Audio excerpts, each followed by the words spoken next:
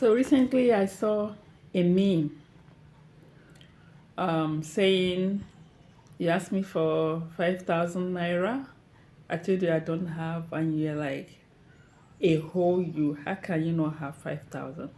And then the person asks you, why don't you have the 5,000 if it was too small? If it was that small. And this brings us to what I want to discuss today, the importance of saving, having financial intelligence. There's no one here in Nigeria who lives in Nigeria, who even lives outside Nigeria, who does not understand what is currently happening, the inflation, the economic downturn, the financial challenges going on. Everyone has been affected, whether you are rich, whether you're poor, whether you're middle class, upper class, lower class, whatever you call it. Everyone is being dealt by the economic downturn. Now, this is where I come in. The importance of savings. Savings is very important. It cannot be overemphasized. It cannot be, we cannot say too much of it. We cannot talk about it way too much. Very important. Whether you're a civil servant, public servant, a business person, self-employed, a trader, whatever, you need to learn how to save. What you save today, the money you save today will save you tomorrow. Don't be financially reckless. Don't be that person who spends everything that comes into their hands. You may be like, oh, what I earn is not enough. I cannot even save anything. If it's not enough for me, how do I save? Let me tell you, that's not how much you earn today that will be enough. Even if you pay 1 billion, even if you are being paid 1 billion, even if you earn 1 billion, you find out that the more you earn, the bigger your needs become. The higher your needs become. You want to upgrade, you want to, if you are living in 1 bedroom, you want to go to 2 bedrooms and all of that. If you are managing a certain amount in the month, before you know it, you'll begin to spend more. So money is never enough. That's why the rich keep getting richer, because they understand this. That's why the rich are so scared and afraid of returning to not having anything. If you are as wise as the rich, then we will not be where we are today. Money is not a possession. It's not something you keep in the bank. The bank, many of us, we open bank accounts, we call it savings account. But that savings account, every day, money goes out of it. We are withdrawing. The account is very busy with debit. Many of us don't have the financial intelligence to, look for alternative way of saving the money. And many of us like to see our money in the bank.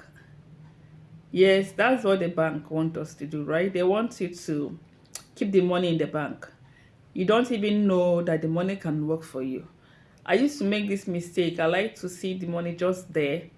And at the end of the month, they're giving you chinkling percentage as interest.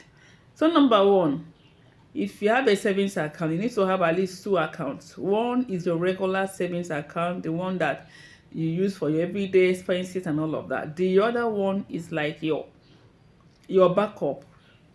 There should not be any activity going on in that account. It should be savings, purely savings.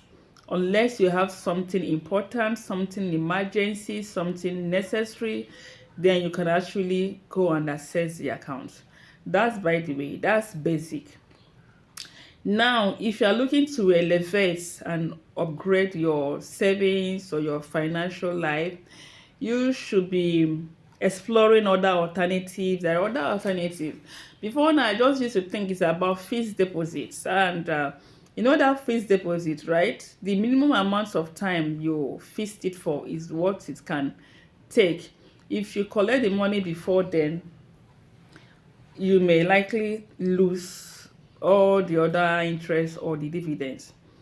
Now, I got to learn about mutual funds, treasury bills, bonds, and all of that. And that's really opened my eyes to a world of savings and investment. Other people, I know when my dad, he was into shares, a lot of shares, but I found out that shares were not really working. I used to see him every month. They will send him financial reports. He will be reading all of it, analyzing it, and all of that. So now that I'm grown and I'm old, I understand all of that, but I'm not a fan of all of those um bank shares. I know some banks recently, was it GTB? They advertise shares and all of that. Well, and because I'm not big on risk too, big risk. I work so hard for this money, so I'm not ready to peddle it. I'm not ready to just swindle it anyhow. So I do my due diligence in terms of I ask what is a risk? Is it high risk? Is it low risk? Is it middle? Even no risk at all. So these other forms of savings, mutual funds, treasury bills, and all of that, I really, really endorse it for you.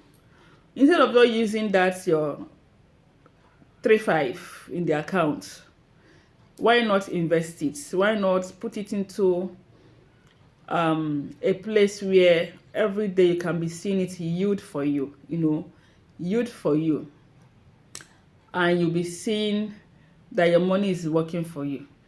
And one beautiful thing about this is that you can even use as low as 5,000 naira to open some of these accounts, and on a daily basis you can be checking the interest you are making from that. It really gives me joy.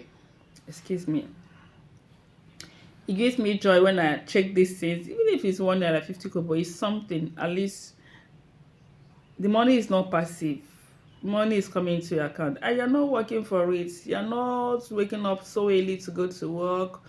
It's just like a side income where your money works for you, where they use your money to invest, and then you share in the profit margin or as a way of interest.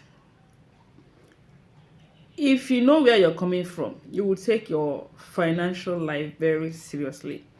If you know where you're coming from, some of us, we know where we are coming from. So we need to be financially wise. We need to be very prudent or frugal. I don't know this. I was listening to this minister, or what's his name again? I remember.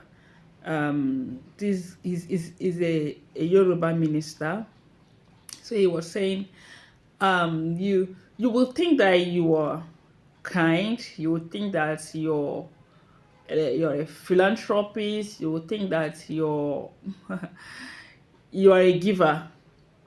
If you don't have plan for your finances, if you don't have plan for your income, if you don't have plan for your money, you will think that you're a giver. Because when the money is in the account, you're dishing it out. You're dishing it out. You're dishing it out. You think you have money. Like you just have 3-5 in the account, and you feel that, oh, you have money. Try and use that money to do something. Try and start a project. That's when you know that you don't have money. Yes, I remember him. I think that's Femi Lazarus. Femi Lazarus. Yes, I listened to him when he was saying that, and I can't agree with him less. I can't agree with him less. If you start a project with that 35 in your account, that's where you know that you really do not have money. That's where you know that you're actually managing. Or if you want to invest, because for some of this investment, you really have to have huge amounts of money for the savings to the interest to really make sense to you. If you are doing mutual fund, you're doing treasury bill, you really have to have a certain amount so that the interest that comes will really make sense to you. Because if it's too small, you may not be encouraged. So if you are the kind of person that have some amount in the bank and it's shocking you and you think that you have money, you don't have money. The bank is using your money to work, using your money, giving out your money as loan, using your money to trade, and they're giving you nothing for it. Like nothing. Absolutely nothing. And the value of the money is depreciating. So if you are someone like me who doesn't like taking risk with my hard earned money, I will advise you to check all the other aspect of financial investment, savings.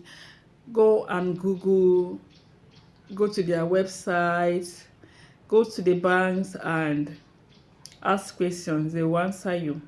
I know one bank, I think Stanbic is very nice on that aspect.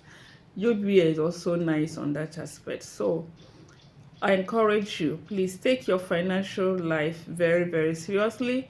If anything happens today, do you have anything to fall back on? Do you have anybody to run to? And people are really struggling. Forget about all the packaging, forget about all the shenanigans that we are showing. People are struggling. So when you ask someone for 5,000, the person tells you that they don't have, and you say, how can you not have 5,000? They hold you. You don't know. You don't know what the person is passing